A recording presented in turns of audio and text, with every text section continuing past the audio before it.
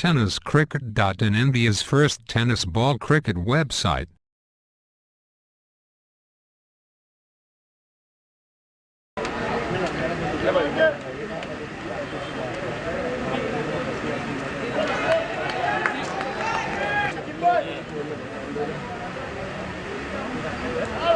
अतिशय चांगला चेंडू आणि याचबरोबर झेलबाद बॅटची कडा घेऊन यष्टीरक्षकाच्या हातामध्ये हकीमला मिळणारा हा पहिला बळी. अतिशय चांगली फलंदाजी.